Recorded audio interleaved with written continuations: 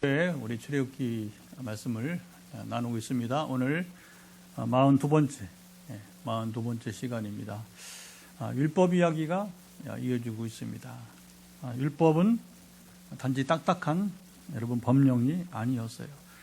율법 토라는 히브리어 유대인들은 율법을 토라라 그래요. 토라. 한번 해볼까? 근데 토라. 우리는 강세가 앞에 오는데 이들은 강세가 뒤에 있어. 그래서 우리는 토라 하지만 거기는 토라. 어떻게 보면 정겨운 것 같아요. 그죠? 토라. 이렇게 하면서. 율법 토라는 하나님 백성 된 이스라엘이 하나님 백성답게 살 수 있는 가르침. 어떻게 하면 하나님답게 이스라엘 살 수 있는가를 하나님께서 친히 말씀으로 가르쳐 주신 거예요. 그것이 이제 하나의 이 법전처럼 문서화된 것이 바로 율법이라고 하는 것이죠. 율법은 이스라엘이 억지로 지킬 이제 법도가 아니라 사랑의 관계에서 여러분 주어진 것입니다. 우리 항상 모든 것을 제대로 알려면 그 당시 상황으로 돌아가야 돼요. 문자로 볼 것이 아니라 당시 어떤 상황에서 하나님께서 율법 말씀을 주셨는지를 깨달아 알면 이게 그래서 그냥 문자리는 딱딱해 보이지만 그러나 그 상황 속으로 들어가면 굉장히 여러분이 이제 아주 의미가 있고 또 가치가 있는 또 은혜로운 여러분 말씀이 되게 되는 것입니다. 하나님께서 애굽에서 수백 년 동안 약 400년 정도죠. 요셉이 죽은 다음에 요셉을 모르는 왕이 나타나면서 모른다는 것은 뭐냐? 이름을 모르는 게 아니라 상관이 없다는 거예요. 앞에 왕들은 요셉의 도움을 통해서 나라가 강하게 되었잖아요. 그리고 7년 대흉년을 이겨냈으니까 얼마나 큰 이건 국가를 요즘 말 국가 부도이기 위해서 건재는 영웅이죠. 영웅. 그렇죠? 평생 총리 보기 드문 여러분 인사였단 말입니다. 그런데 이제 그가 죽으니까 그 다음 왕이 역사를 왜 모르겠어요. 그러나 나랑 상관없는 얘기라는 거. 참 무서운 얘기입니다. 사람이 살면서 이제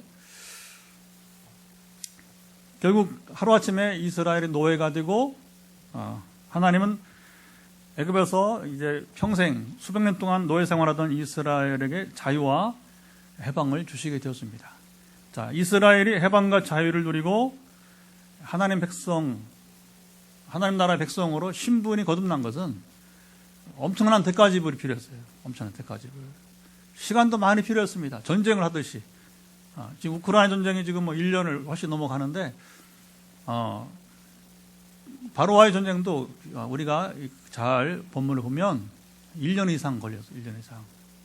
바로 그냥 하루아침에 된 해방과 자유가 아니라 엄청난 대가지불. 이스라엘의 해방과 자유 때문에 여러분 죽어간 애굽 사람들이 얼마예요. 그렇죠? 장자들 다 죽었잖아요.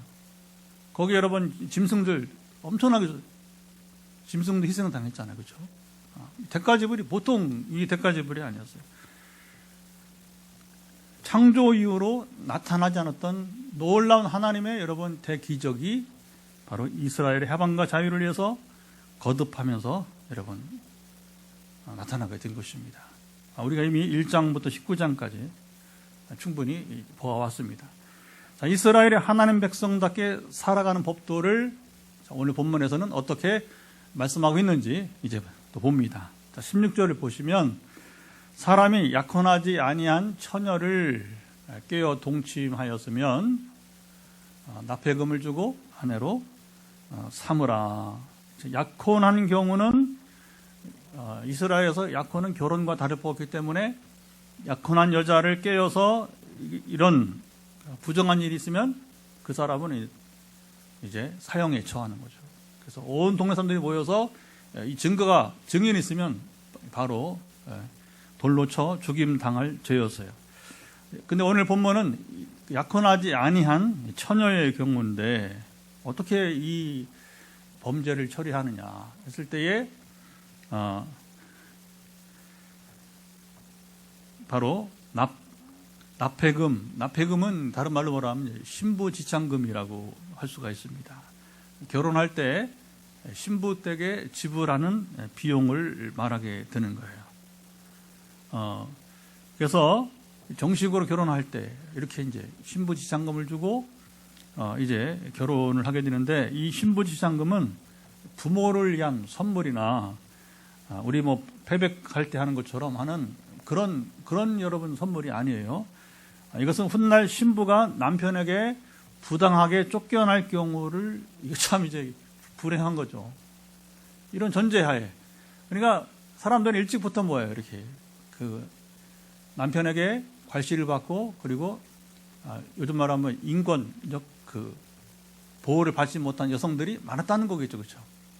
그러니까 이런 병폐가 불법이 있으니까 여성들을 보호하기 위해서 이제 그 각 나라마다 조금 차이가 있지만 뭐냐면 그게 이제 신부지참금이라는 게 이제 생기게 된 것입니다. 자, 요즘은 뭐 이제 우리가 보면 위자료를 청구할 수도 있지만 고대 세계에서는 이제 이것이 대안이었어요. 옛날에 뭐 무슨 뭐 이혼 뭐 전문 변호사가 있으면 요즘은 뭐 돈을 많이 버나 봐요. 이혼 전문 변호사. 돈을 많이 버나 봐요. 보면요. 이제 이 요구가 과도해서, 신부지참금이 과도해서 문제가 되기도 하지만 고대 세계에서는 이것이 이제 하나의 여러분 이제 대안이었어요.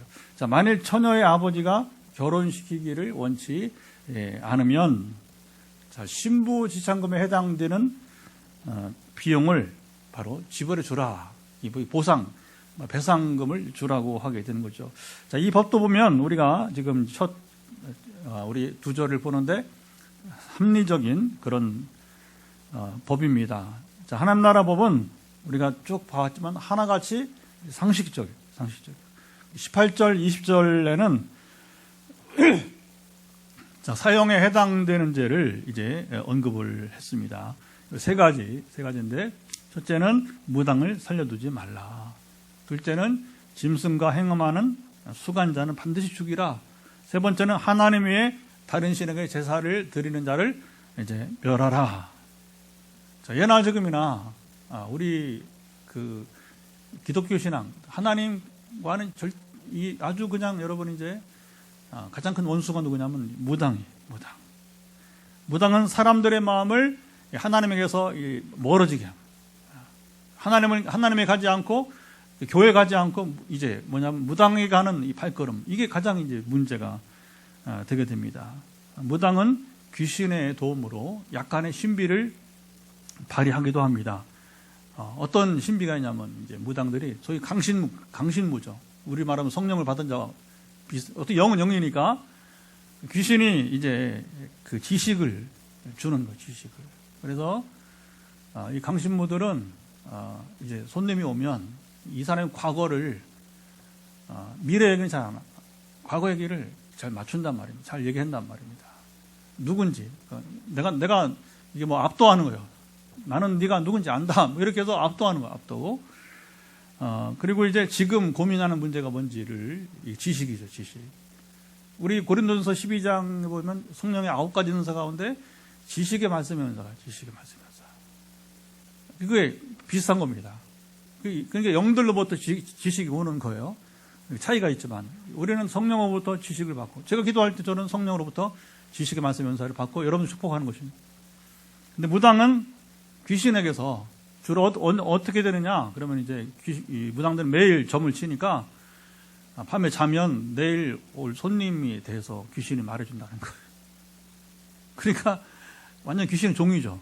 이게 무당이 완전 귀신의 종이 되는 것입니다.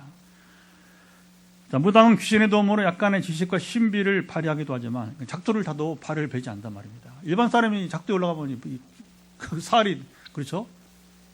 산산조각이 나야 되는데 이 무당은 작두를 타도, 작두를 위해서 여러분이 칼날 위에 이렇게 펄쩍펄쩍 뛰어도 이 발바닥이 그냥 멀쩡한 겁니다. 이건 귀신의 힘이에요.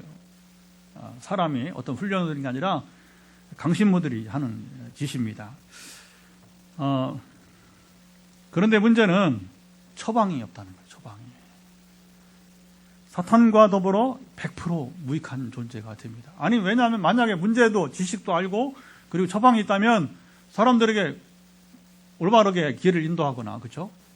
그 다음에 그 문제 해결할 수 있도록 할 텐데 처방이. 그래서 하나님께서 사탄에게, 귀신에게 처방을 허락하지 않기 때문에 그런 거예요.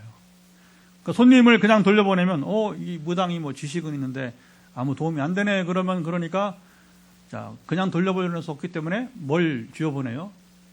부적을 쥐어보내는 거예요. 자 이제 이때부터 문제가 생깁니다. 그래서 부적은 부르는 게 값인데 이게 옷차림새라든가 아니면 귀신의 지식을 통해서 이 사람의 재산 정도를 알고 거기에 부담 없이 낼 수 있는 돈을 요구한다는 거예요. 결국에 무당의 목적은 뭡니까? 돈뿐인 것입니다. 자, 이거 제 얘기가 아니라, 이거 어떤 과학 얘기가 아니라 이것은, 우리나라 최고 무당 출신 경험자, 실제 강신, 귀신을 받고 무당 생활 하다가, 한때는 성령을 받아서 거듭났다고 그래요. 근데 지금 이게 모호한 얘기가 많이 들립니다. 진짜 거듭난 건지, 김혜경 씨라고.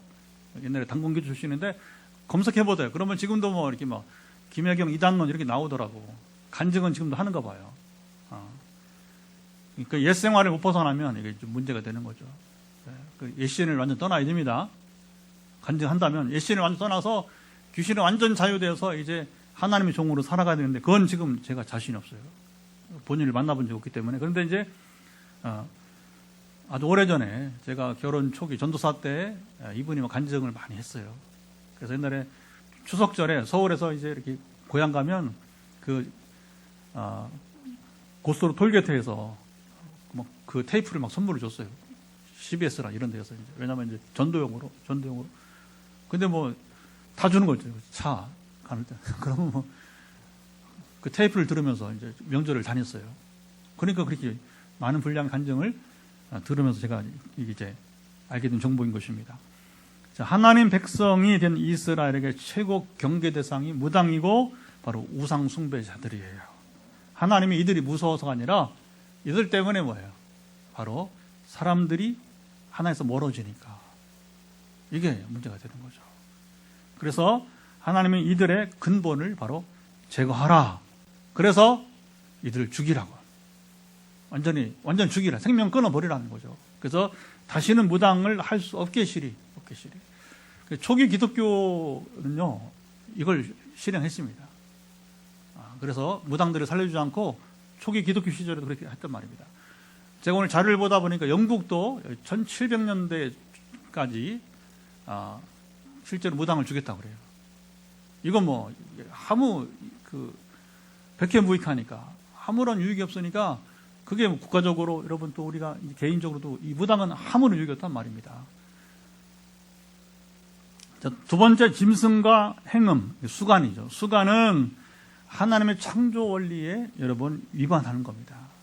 성문제는 사람과 사람 사이 하는 거예요. 짐승은 그 동종의 짐승끼리 하는 거고, 그리고 사람은 남자와 여자가 성관계를 하는 것이지 남자와 남자끼리 여자와 여자 이게 창조 원리를 위배하는 거야. 위배되는 거예요. 만약에 이게 성 정체성이 문제가 되면 이게 기도든 심리학적 치료든지 간에 치료를 받아야 되는 거예요. 이 문제를 뭐 더 얘기하면 굉장히 또 논란이 되는데 왜 우리를 환자 대하듯이 하느냐. 근데 신앙적으로는 명백하잖아요. 그렇죠? 그러니까 어쨌든 이 오리엔테이션 방향성을 바꿔주는 이제 또 본인도 이거 잘못된 것이구나 하는 말씀에 분명히 말하잖아요. 창조 원리 맞지 않으니까 내가 삶을 바꿔야겠다. 내 삶의 방식을 바꿔야겠다고 하면서 이제 이게 동성애가 아니라 이성애로 바꾸도록 그렇게 해야 되는 거예요. 저는 믿습니다. 그 본인이 좀 방향성을 바꾸고자 한다면 말씀과 성령의 능력으로 이 문제도 해결되리라 믿습니다. 자, 에이즈가 수간자들에 의해서 시작이 여러분 되었어요. 최근에 일어나는 엠폭스 원숭이 두창도 바로 수간자들에 의해서 퍼지고 있어요. 그게 쉽게 말하면 에이즈나 이 엠폭스가 원숭이, 그러니까 그대로 말하자면 원숭이 두창이라고 이제 그 두 개 다 뭐냐면 사람이 이 원숭이와 성관계를 하면서 그것이 몸에 이제 질병이 들어오는 거죠. 창조 원리를 위반한 자들에게 주시는 하나님의 경고인 것입니다. 자, 구약의 율법대로 대처했다면 이런 질병이 인류를 위협하지 못했을 거예요. 잔인해 보입니다. 이 문제. 그러나 그 산들 때문에 다른 사람에게 이 질병이 여러분 이 불치병이 그리고 엄청난 이게 위험한 거잖아요. 그러니까 그 아주 불결하기도 하고, 그러니까 이런 질병의 근원을 끊는다면 이 법이 필요한 거죠. 법이. 그래서 구약의 율법대로 대처했다면 이런 질병이 인류를 위협하지 못했을 것이다, 이렇게 볼 수가 있습니다. 하나님께서 인간의 이 악함을 아시고 바로 뭐냐, 불치병을 예방하도록 주신 귀한 법령이 바로 이런 것들이에요. 영적인 병을 유발하는 무당을 제거시키고, 그렇죠, 수간자들을 아예 차단해서 우리 인류 사이에 정말 있어서는 안 되는 질병을 가져오게 하지 말라는 것이죠. 자, 이어서 법령은 나그네와 과부와 고아를 학대하고 그리고 해롭게 하지 말라고 하셨어요. 21절, 22절. 자, 여기 세 대상이 나오는데 나그네, 과부, 고아. 시작. 나그네, 과부, 고아. 성경에 나오는 약자들의 대명사. 성경에 약자들이 있어요. 약자들. 힘이 없는 사람들. 자, 하나님 백성된 이스라엘은 약자들을 제가 번역을 바꾼다면 약자들을 이제 압제하지 말라, 그들을 학대하지 말라, 그들을 해롭게 하지 말라. 자, 그러면서 이제 뭐냐면 너희도 애굽에서 나그네, 너희도 한때 약자였지 않느냐. 자, 이게 중요합니다, 여러분. 이게 율법은 십계명 앞에도 이게 나와요. 그리고 오늘 약자에 대한 얘기가 나오면 다시 뭐냐면 또 출애굽 얘기가 나와요. 출애굽 얘기가 나와요. 예. 하나님 약자들을 괴롭히든을 향해서 경고하십니다. 자, 23절 한번 읽어볼까요? 자, 뭐라고 말씀하시는지. 자, 23절. 자, 읽어봅니다. 내가 만일 그들을 해롭게 함으로 그들이 내게 부르짖으면 내가 반드시 그 부르짖음을 들으리라. 자, 약자들이 강한 자들에게 학대를 받고 고통을 당하면 그는 누구에게 하소연할 수가 없어요. 그렇죠? 힘이 없으니까. 하소연해도 뭐 들어줄, 그러니까 어떻게 됩니까? 하나님께 부르짖는 거예요. 하나님께 부르짖는 거예요. 최근에 대통령이 국회 결의를 거부해가지고 이제 의사들에게 이제 유리하게 하고 간호사들이 또 불리하게 됐어요. 그러니까 이제 약자인, 원래 지금 대통령은 강자 편이에요. 그 정당도 그렇고 이건 우리가 분명히 해야 됩니다. 우리가 아는 바니까. 그러니까 이 약자들을 과시하는 그런 게 있단 말입니다. 그렇게 되리라 봤어요. 원래 그 사람 생각이. 근데 참 이 법이 참 문제인데, 그래서 이게 참 이제 이게 직업 간의 갈등. 그래도 여러분이 성경은 뭐냐? 성경은 부자들을 위하지 마라. 강자를 위하지 마라. 약자를 위하라. 약자를 배려해주라. 이게 성경 말씀에 이루어지게 되는 것이죠. 자, 그러니까 누구에게 하소연하지 못하고 누구한테 부르짖어요? 결국에는 약자는 하나님께 부르짖습니다. 자, 하나님께서 그들의 부르짖을 때에, 자, 강자들을 하나님께서 그대로 두지 않으시겠다.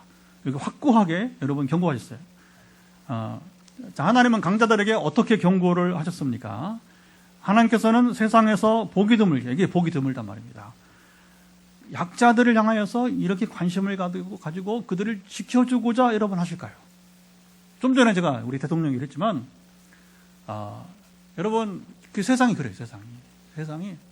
여러분, 교회는 어떡해요? 교회도 요즘 한국 교회는 약자 편에 있지 않아요. 돈 있는 자, 힘 있는 자, 거기에 우선합니다. 그게 뭐 총회나 뭐 이렇게 노회나 보면, 결의를 보면 거의 그렇게 나가요. 제가 이렇게 그 어떤 사회적 갈등을 말하는 게 아니라 옛날 같지 않게 교회가 타락했다는 거예요. 이게 타락한 거예요. 교회가 뭔가 좀 이상하게 여러분 이제 바뀌고 있다고 하는 거예요. 그런데 하나님은 보기 드물게 이런 여러분 신들은 없어요. 여러분 종교 연구를 해보세요. 종교 연구를 해보면 종교마다 여러분 약자를 위하는 종교가 없어요. 거의 강자 편에 권세 있는 자, 그리고 부자들의 편이지, 이렇게 약자에 대해 관심을 가지고 지켜주고자 하는 것은 하나님밖에 없습니다. 성경 이야기밖에 없습니다. 자, 약자에 대한 하나님의 관심은 계속 이어집니다. 자, 25절 한번 읽어보도록 하죠. 자, 25절 또 뭐라고 말씀하시는지. 내가 만일 너와 함께한 내 백성 중에서 가난한 자에게 돈을 꾸어주면 너는 그에게 채권자 같이 하지 말며 이자를 받지 말 것이며. 자, 이자를 받지 말라. 물론 한계성은 뭐냐면 그 이스라엘 내에서 이방이 이게 아니라 이스라엘 내에서 자기 동족끼리에서의 율법은 지금 한정해서 하는 얘기입니다. 자, 세상에서 전혀 볼 수 없는 법 이야기가 여기에 또 있어요. 대출 이자만 아닙니다. 동족 간에는 이자를 결코 받을 수 없다는 거예요. 그리고 26절, 17절 내가 만일 이웃의 옷을 전당 잡았거든 언제 주라 그랬어요? 해가 지기 전에 그에게 돌려보내라. 그것이 그 사람의 가난한 사람의 유일한 옷이라. 그것이 그의 몸을 가릴 옷인즉 그가 무엇을 입고 자겠느냐. 당시에 이제 전당 잡을 만한 가난하니까 뭐가 있어야지 전당 잡을 게. 그러니까 유일하게 뭐냐면 적어도 겉옷은 한 벌이 있다는 거죠. 겉옷을 또 뭐가 있냐? 집에서 밥을 해 먹어야 되니까 뭐가 있어요? 맷돌. 맷돌이 그 아래짝 윗짝 있잖아요, 그렇죠? 그러면 윗짝을 가져가는 거예요. 윗짝을 이제 전당물로 이제 잡아가 가게 되는 거예요. 가난한 자의 생필품이었습니다. 자, 겉옷은 밤에는 이불과 같은 역할을 했습니다. 우리 요즘처럼 뭐 이불이 따로 있는 게 아니라 겉옷이 서늘하면 이렇게 입고 있다가 밤에 잘 때는 그냥 그 자체가 이불이 되게 되는 것입니다. 그런데 하나님은 가난한 자들이 이제 밤이 되어서 겉옷이 없다면 어떻게 되는 겁니까? 또 그쪽은 이제 사막 기후니까 밤에 굉장히 추워요. 그러니까 밤에 자면서 떨면서 잘 것이고 그들이 추워서 어떻게 해요? 자연스럽게 오 하나님 그런단 말입니다. 예수 안 믿어도 이 말은 나올 거야. 너무 추울 때. 그렇죠? 예수 안 믿어도 그냥 여러분 사람들이 뭐래 오 하나님 하면서 이게 탄식이 나오는 거예요. 내게 부르짖을 것이다. 자, 내가 그들의 부르짖음을 여기 중요합니다. 듣지 않겠느냐? 자, 그러니 그들이 부르짖기 전에 겉옷을 해가 지기 전에 날이 어둡기 전에 바로 돌려주라고 경고하신 것입니다. 하나님은 가난한 자들의 연약함을 여기 보세요. 세밀하게 여러분 보고 아시는 거예요. 그리고 그들을 지켜 주시고자 하셨어요. 하나님 왜 이토록 약자들에게 관심을 가지며 여러분 보호해 주시고자 하실까요? 그때나 지금이나 하나님의 마음은 여러분 동일한 것입니다. 이건 출애굽 시대 이야기만 아니라 오늘 이 시대도 마찬가지란 말입니다. 하나님은 이스라엘이 약자들을 배려하라고 말씀하시면서 그래서 오늘 제목을 제가 처음에 다른 걸 정했다가 마치고 보니까 이거 아니지 잘못했다 싶어서 주보랑 좀 다르죠, 그렇죠? 그래서 이제 우리 약자들을 배려하라 또는 보호해주라 이렇게 바꾸게 된 것입니다. 자, 너희도 애굽 땅에서 나그네였습니다. 너희도 한때 약자가 아니었느냐 말씀하셨어요. 자, 이 말씀을 전제하면서 약자들을 돌보고 배려해주라는 법령을, 그게 율법이에요. 법령을 여러분 주셨어요. 하나님께서 일방적으로, 여기 중요합니다. 하나님께서 일방적으로 약자들을 이렇게 보호해주고 배려해주라고 말씀하시지 않았어요. 여러분, 어떻게 했습니까? 이스라엘 백성들에게 합리적으로 설득. 그리고 법도를 가르치셨습니다. 너희가 약자였을 때 내가 너희를 어떻게 건져주었는지 너희가 잘 알고 있지 않느냐? 그래 너희도 약자였던 너희를 내가 돌보고 배려했던 것처럼 건진 것처럼 너희도 약자들을 돌보고 배려하면 안 되겠니? 하시는 말씀이에요. 하나님께서 주신 이 가르침, 율법은 법령이란 게 아니라 원래 의미는 법령이 아니고 가르침, 티칭, 이 가르침을 무시하지 말고 약자를 괴롭히지 말라는 겁니다. 그런데 만약 너희가 이 나의 가르침, 하나님의 가르침, 율법이에요. 토라.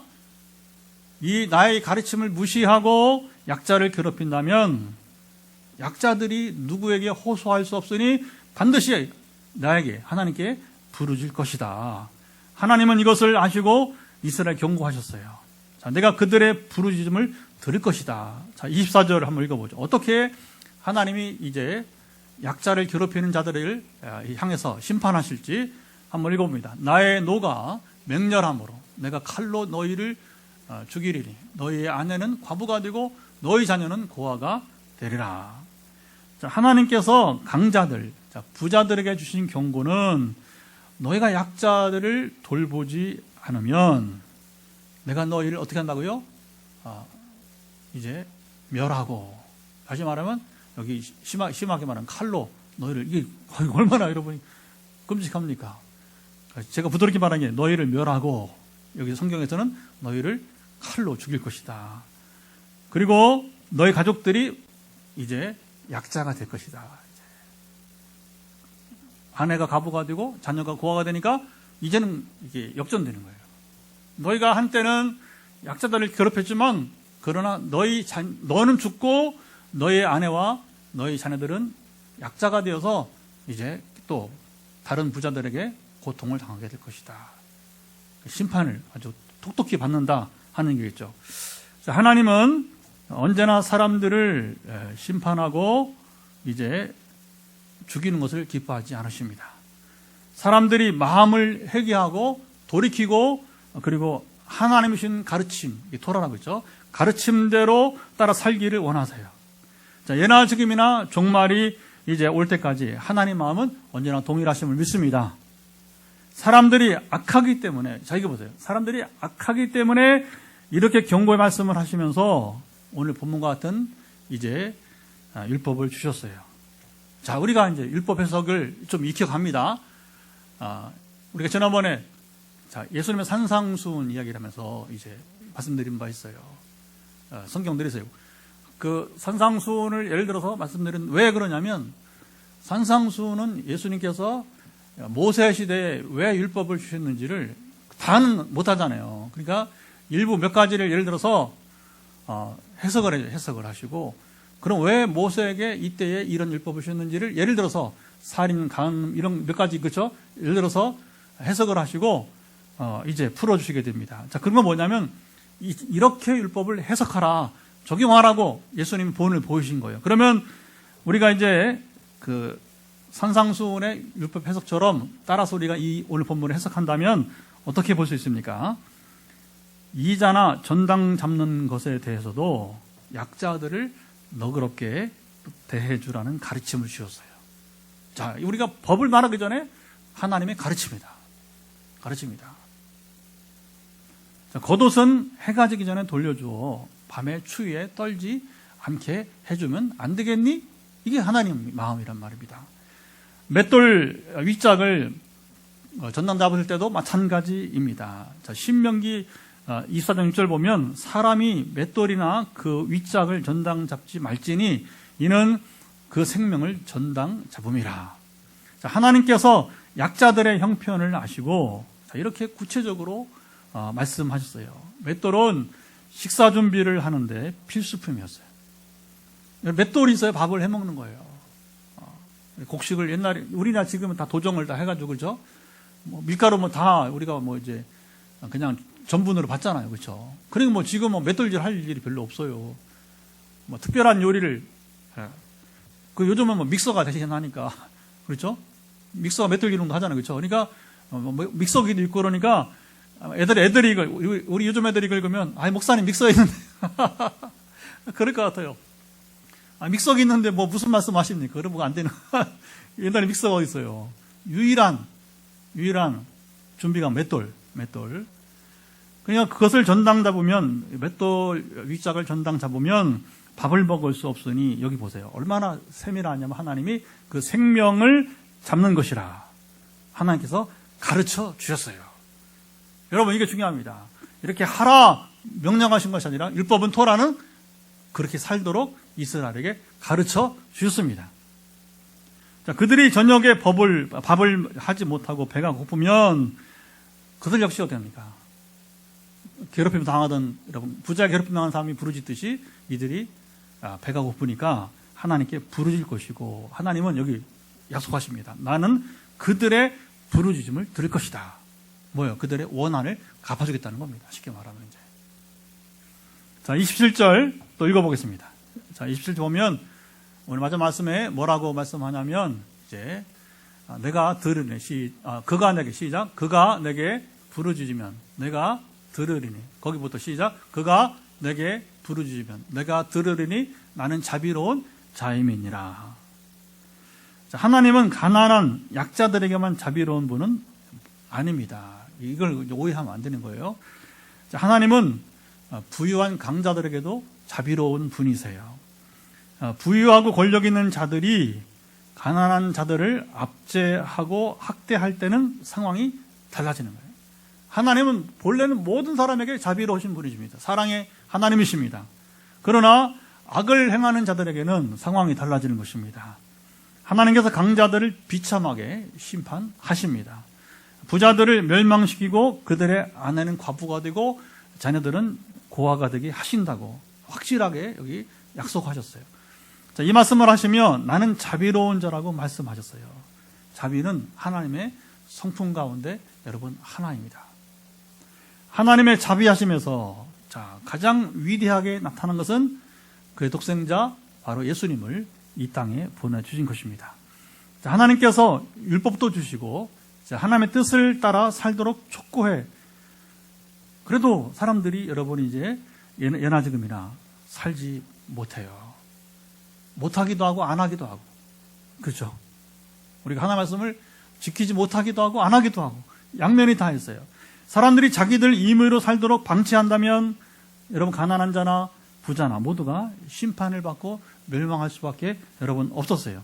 하나님께서 이것을 잘 아시고 그의 독생자 바로 예수님을 이 땅에 보내주시고 우리의 죄를 십자가에서 대속하게 하셨습니다. 자, 우리가 믿음으로 구원을 얻고 우리 삶이 변화되도록 다시 여러분 기회를 주셨어요. 그래서 부자들이 회개하고 삶의 방식을 바꾸면 하나님은 부자들에게도 자비로운 자가 될 것입니다. 이거예요. 그래서 우리가 계급을 말하고 우리가 부자 가난자를 구분하고 그런 게 아니라 상생해야 돼요. 상생해야 돼요. 하나님은 가난하고 약한 자들의 괴롭힘을 당하며 고통 가운데 살기를 원하지 않으십니다. 하나님은 가난한 자의 하나님이라는 말씀이 아니에요. 힘이 있는 자들, 기득권자들이 하나님 마음과 같이 가난한 자들을 좀 배려해주고 존중해주기를 원하시는 거예요. 그 하나님 아버지 마음이 나타나는 게 바로 오늘 이런 율법이라는 것입니다. 하나님의 가르침이라는 거예요. 이 말씀이 실행되는 곳이 여러분 하나님의 나라입니다. 하나님의 말씀이 지켜지고 하나님의 통치가 이루어진 곳이 바로 뭐냐면 바로 하나님의 나라가 임한 거예요. 우리 삶에 주어진 최고의 과제는 이 땅에 하나님의 나라가 이루어지게 하는 것입니다. 가정 안에서 이것이 지켜지면 어떡합니까? 가정은 약한 사람, 그게 부모일 수도, 그러니까 엄마일 수도 있고 아빠일 수도 있고 아니면 자녀일 수도 있고 각기 달라요. 우리 집에서 누가 가장 약합니까? 가장 약한 자를 우리가 돌봐야 되는 거예요. 무시하지 않고 왕따시키지 않고 그 가정에 하나님 나라가 임한 것입니다. 여러분 교회 안에 누가 약한 자입니까? 누가 약자입니까? 그들을 여러분이 이제 오든 말든 야고보서 말하는 것처럼 상관하지 않는 게 아니라 오게 하고 어쨌든 할 수 있으면 오게 하고 우리도 병원에 입원한 형제가 있잖아요. 어쨌든 오게 하려고 애쓰는데 시간이 걸립니다. 퇴원도 해겠고 또 이것을 오기가 어쨌든 오기를 바랍니다. 우리 바람은 그런 거예요. 우리가 서로 협력해서 약자를 돌아본다면 포항 빛내리교는 하나님 나라가 임한 것입니다. 이 사회가 아까 간호사들 얘기했지만 그래도 전 잘 몰라요. 그 상황을 정치해고자 하는 게 아닙니다. 그러나 의사와 간호사를 비교해 본다면 누가 더 여러분 약자예요? 물론 어쨌든 의사와 간호사를 서로 상생해야 되는데 이게 만약에 누구 편을 들어준다면 이거 참 곤란한 거 아니겠어요? 그렇죠? 그래도 만약에 이 법이 만약에 부득이하게 한쪽으로 한다면 약자를 위하는 그 나라가 하나님 나라인 줄 믿습니다. 자, 오늘 우리의 자세는 여러분 어떻습니까? 우리 안에 하나님 나라가 지금 이루어지고 있습니까? 하나님의 말씀, 통치를 내가 받아들이고 있습니까? 여러분 그 순종이 있는 곳에 내 안에 하나님 나라가 임한 것입니다. 근데 하나님의 말씀은 모르겠는데요? 배우려고 하지도 않고 들으려고 하지 않고 그 사람 하나랑 관계없는 사람이야. 우리 빨리 살아있는 동안에 여러분 젊었을 때 귀가 말씀을 들으실 때 눈이 성경을 열심히 여러분 들으시고 보고 배우시기 바랍니다. 하는 나라 여러분 그냥 이루어지지 않아요. 이게 참 어려운 겁니다. 가만히 앉아 되지 않습니다. 세상 일도 가만히 되지 않는데 하나님 나라가 왜 그러냐면 사탄이 가만히 아니잖아요. 그죠? 방해하잖아요. 그러니까 이게 보통 일이 아닌 거예요. 오늘 한국교회 자세 어떻습니까? 한국교회 안에 하나님 나라가 이루어지고 있습니다. 자, 하나님 나라가 이 땅에 이루어지도록 힘쓰지 않으면 자, 어떻게 되느냐? 우리 삶이 비참해집니다. 교회가 비참해집니다. 하나님 나라는 죽어서 갈 나라만 기다릴 뿐이에요. 그러다 보니까 이게 한국교회가 다른 나라 교회는 모르겠어요. 제가 선교지 가보지만 그냥 며칠 있다 오니까 내면을 잘 몰라요. 제가 받은 복음을 전하고 가르친 것 뿐이지 그 깊이 뭐 대화할 저기가 없어요.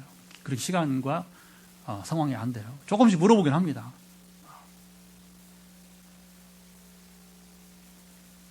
그러니까 이제 이게 이 땅에 이루어지는 하나님 나라를 말하지 못하는 거예요. 그러니까 뭐만 말합니까? 자꾸 믿으면 구원받는다. 너무 초보적인 얘기만 하는 거예요. 그러니까 구원이 뭐냐? 구원이 죽어서 천국에 가는 것이다. 이것만 이제 아주 복음의 작은 한 부분. 그 죽으면 갈 나라인데 우리가 주어진 과제는 무엇입니까? 이 땅에 사는 동안에 하나님 나라를 이곳에 이루게 되는 것입니다. 이 땅에서는 불신자들과 다를 바 없이 적당히 사는 것으로 족합니다. 교회도 다니고 자신이 그리스도인이라고 말하지만 내 삶의 현장에서는 하나님과 하나님 나라와 아무런 상관이 여러분 없어요. 그냥 이런 경우에는 세속 국가에 사는 거예요. 세속 생활을 그냥 사는 거예요. 한국교회와 변화 개혁은 바로 여기에 있어요. 지금까지 잘못된 믿음의 개념, 믿음의 정의, 하나님 나라의 개념을 바로 이해하고 적용하며 살아야 된다고 하는 것입니다. 자, 이 시간 우리가 기도합니다. 우리 자신과 한국교회 하나님 나라를 바로 이해하고 그래서 죽어서 갈 나라만 기다리는 비참한 삶이 아니고 이 땅에서 하나님 나라를 누리는 멋진 삶이 되도록 여러분 기도했으면 좋겠습니다. 그것은 바로 간단합니다. 하나님의 말씀을 우리가 듣고자 하고 배우고자 하고 그 말씀대로 순종하고자 한다면 그 작은 것 하나부터 시작해서 오늘 같은 경우 이제 작은 것 하나부터 시작해서 하나님 나라를 우리가 이뤄가도록 하나님의 도우심을 구했으면 좋겠습니다. 같이 기도하겠습니다. 하나님 아버지 이제 말씀을 나누고 기도하는 우리 기도를 받으시길 간절히 원하며 기도합니다. 아버지 하나님 나라가 우리는 주여 이 땅에 이루어져야 되는데 그런데 한국교회는 주여 어쩌면 세계교회 마찬가지라 죽어서 갈 나라만 기다리고 있습니다. 이 땅에서 불신자들과 다를 바 없이 적당히 사는 것으로 족하고 그렇다 보니까 이 세속주의, 기복주의, 성공주의로 나갈 뿐입니다.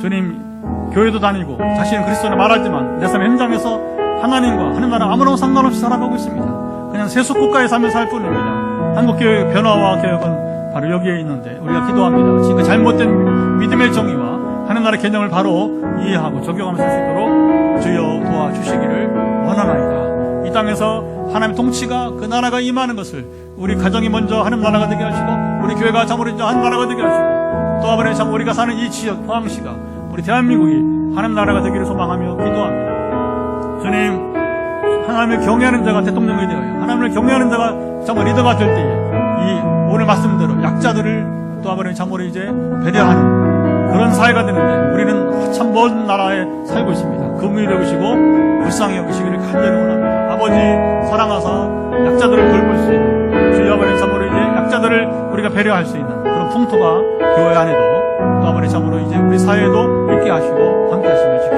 주옵소서. 하나님 왜 그토록 약자들에 대해서 관심과 그들을 보호하시고자 했던지 오늘 말씀을 통해서 우리가 배운 대로 이 땅 가운데 온전히 이루어지이다. 예, 우리 과제는 정말 너무나 중요한데 이 땅에 하나님 나라를 이루어 가야 됩니다. 그래서 오늘 한 번 더 기도하는 것은 이 자리에 오지 못한 우리 교우들 또 이제 우리 다음 세대 자녀들 그리고 우리 한국교회에서 여러분 같이 기도를 했으면 좋겠습니다. 그래서 우리가 이 살아있는 말씀이 되려면 우리 나는 것처럼 율법이 얼마나 좋아요. 얼마나 상식적입니까? 이 고리타분한 얘기가 아니란 말이죠. 그래서 우리 삶에 이루어져야 되는데 그렇게 하지 못하는 우리 여러분 현실을 보면서 간절하게 중보기도를 한 번 더 하도록 하겠습니다. 하나님 아버지, 우리가 기도하게 되는 것은 귀한 말씀이 우리 오늘 이 자리 현장에 또 영상으로 함께만이 아니라 아버지 참으로 진정 이제 여기 함께하지 못한 우리 교우들, 우리 다음 세대 자녀들, 또 행복교회라서 간절하게 주님 기도합니다. 역사하시고 인도하셔서 율법이 참으로 이 고리타분하고 딱딱한 이야기가 아니라 하나님 사랑 관계에서 주어진 것이고, 이대로 실천할 때, 이대로 우리가 순종할 때에 비로소 하나님의 나라가 이 땅에 임하는 것을 우리가 배우고 알았사오니 아버지 주님 아시나이다. 그 나라를 이뤄가는 삶을 살아가도록 우리 힘써서 나가도록 함께 하시고, 주여 우리가 땅을 거룩하게 하고자 하는 것은 바로 무당을 제거하고 무당이 사라진 것도 사라진 것이지만, 그러나 무엇보다 하나님 나라의 이것에 임하는 아버지 참으로 이제 운동이 되게 하시고 주님이 이것을 이루시기를 원하는 이상 우리 힘으로는 주여 턱없이 부족합니다. 하나님의 신의 역사하사 우리 사고체계와 우리 생각부터 신앙관, 가치관 변화되게 하시고 그 변화 속에서 진정 이 땅 가운데 하나님 나라가 이루어지게 하옵소서. 예, 우리 마지막 기도는 또 주일을 준비합니다. 이제 우리 5월 또 셋째 주일 20일을 내일 모레 주일을 준비합니다. 주님 함께하는 주일과 되도록 인도하시고, 또 어제 아침부터 또 주일 예배 말씀을 준비하고 있습니다. 묵상하고 있습니다. 찬양팀 우리 전사님과 우리 또 집사님, 또 이제 우리 청년 등 우리 찬양팀을 기도해 주시고, 이번 주 기도하는 또 우리 송영훈 집사님 또 기도해 주시고, 그래서 말씀과 찬양과 기도가 순전하게 준비된 제사가 되기를 간절히 원합니다. 주님 함께하는 산 제사가 되게 도와주옵소서. 그리고 이제 우리 교우들 가운데 어쨌든 지금 이제 주일에 와야 되는데 못 오는 형제들이 좀 있어요. 그래서 그들 마음도 주관하사 기꺼이 교회를 위해서가 아니라 자기 자신을 위해서 이게 나를 위해서 나온다는 사실을 깨닫고 자기 영혼이 살아있는 삶이 되게 도와주옵소서. 그래서 우리가 이 부분을 놓고 기도할 필요가 있을 것 같고, 너무나 중요합니다. 그리고 마지막으로 여러분이 오늘도 치유기도는 이어지니까, 선포기도 이어지니까 선포를 기다리는 여러분의 간절한 마음 가운데 육신의 질병과 우리 마음의 심리적인 또 이제 여러 가지 압박감이나 우리 스트레스, 또 연약함들을 위해서, 또 여러분 경제 문제나 자녀 문제, 모든 신앙 문제 등을 위해서 간절하게 여러분 선포할 때, 또 그것을 부르짖고 선포할 때 응답이 있는 이 밤이 되기를 축복합니다. 아버지, 한 번 더 우리가 간절하게 기도하게 되는 것은 다시 주말입니다. 아버지, 내일 토요일 또 모레 5월 셋째 주일을 맞이하게 됩니다. 하나님, 어제부터 이제 주일 말씀이 준비가 시작되었습니다. 묵상이 이어집니다. 또 아버님 참으로 우리 전사님과 또 우리 신사님, 또 우리 지혜자매 등 우리 이제 찬양팀이 준비합니다.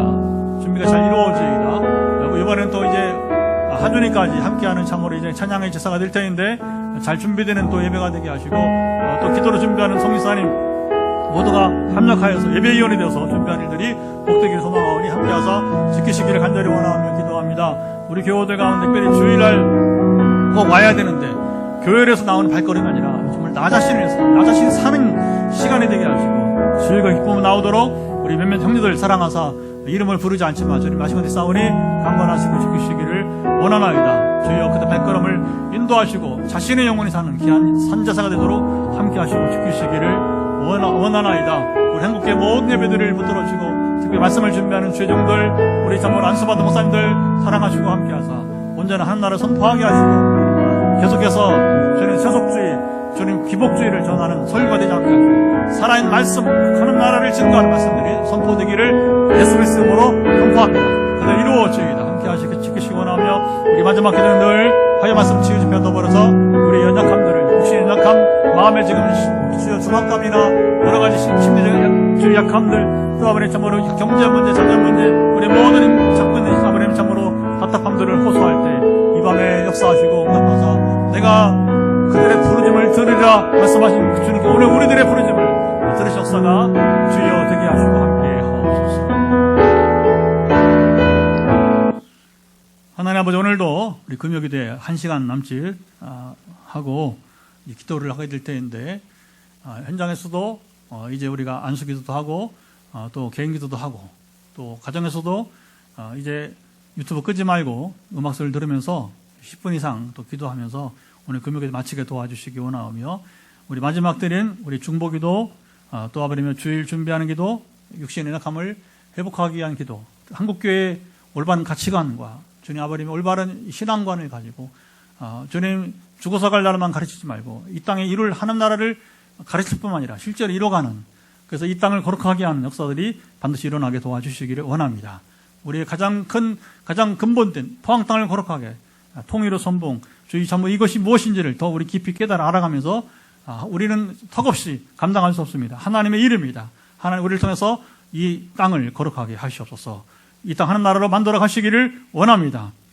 또 이제 이번 주일 준비가 잘 되게 하시고 주님 기뻐하시는 온 예배가 우리 빛내리기 시작해서 전국의 교회들이 그런 산제사가 되도록 역사하시고, 마지막 우리 선포하는 육신 연약함들, 각종 연약함들을 선포합니다. 주님, 우리가 서로 잘 알게, 현장에는 잘 알지만 영상을 함께하는 분들도 자기 환부에 손을 얹고 이 시간 머리부터 발끝까지라고 하는 선포를 통해서 이제 나갈 때에 나의 약한 부분이 회복되기를 갈급한 마음으로 주여 부르짖을 때에 내가 그들의 부르짐을 들으라 한 오늘 말씀이 그대로 이루어지이다. 예수 그리스도 명한다. 지금 머리부터 발끝까지 우리 현장과 영상을 한 예배드리는 모든 분들 가운데 연약함은 사라질지어다. 연약함은 회복될지어다. 지금 이제 없어야 될 부분들은 사라질 것을 예수 그리스도 명하노라. 보충될 부분들은 보충되기를 예수 그리스도로 명하노라. 그래서 이제 우리 내하소체 종양을 지금 위해서 사라지기를 기도하는 집사님 기도가 오늘 온전히 이루어지이다. 상태가 더 증진되기를 예수 그리스도로 명하노라. 또 더불어 비형간염도 사라지기를 우리 집사님만 아니라 춘천의 권사님도 동일한 비형간염은 사라지기를 예수 그리스도로 선포합니다. 그대로 이루어지이다. 춘천 권사님의 근육염도 100% 사라질 것을 예수 그리스도로 명하노라. 지금 눈이 회복되기를 원하는 집사님 오늘도 참여하는데 반드시 이루어지게 하시고, 전에 오랫동안 직업적으로 영향받은 약품의 이제 부작용은 사라질지어다. 약품의 부작용 부담은 사라지기를 예수 그리스도로 명하노라. 눈에 지금 약함은 완전 회복되기를 예수 그리스도로 선포합니다. 들으시며 응답해 주시기를 간절히 원합니다. 또 이제 호흡기 쪽에 코부터 이제 입으로 또 이제 목으로 폐기능까지 완전히 되기를 원하는 여종이 있습니다. 완전 회복되기를 예수 그리스도로 명하노라. 주여 완전 회복의 치료가 임하게 하시고, 체력이 약하여서 간구하는 기도, 가려움증, 피부, 또 아버님 참으로 이제 팔에 통증 이곳에 계시지 않지만 우리 집사님의 양 어깨에 인대 등 이제 연약한 부분들을 만드시고, 또 영상을 함께하는 우리 신지사님 이제 아버님 육아 과정 속에서 또 전에부터 직업적으로 있었던 목부터 어깨 그리고 허리에 좌골이까지 모든 뼈에 지금 그 부담감은 그리고 통증은 사라지기를 예수 그리스도로 명하노라. 반드시 우리가 선포가 이룰 때에 역사가 일어나게 하시고 하나님 나라가 임하는 경험을 누리게 도와주시기를 간절히 원하며 주님 기도합니다. 아버지 아시죠? 이 시간 다 우리가 아뢰지 못하지만, 그러나 가장 또 우리가 부담되는 것은 아직 구원받지 못한 우리 가족들입니다.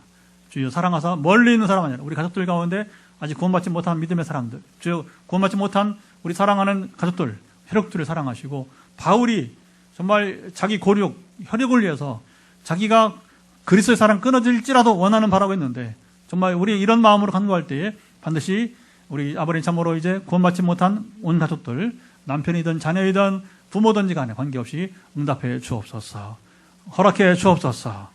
주님의 행하신 놀라운 일들을 기대하며 오늘도 우리 기도 응답하실 주님을 찬양합니다. 우리 주 예수 그리스도의 은혜와 아버지 하나님의 사랑하심과 성령의 교통하심이 오늘도 금요기도에 함께 율법의 말씀이 의미하는 바가 무엇이고, 그 말씀을 쫓아 살아갈 때 이스라엘이 하나님 나라가 되었듯이 오늘 우리가 교회를 세우고 나가는 이곳이 하나님의 나라가 되기를 소망하는 우리 사랑하는 모든 애들 가운데 영원토록 함께 하옵시기를 간절히 축원하옵나이다. 아멘. 주님의 능력, 주 성령, 주 인재, 주의 shekinah 영광 임하소서.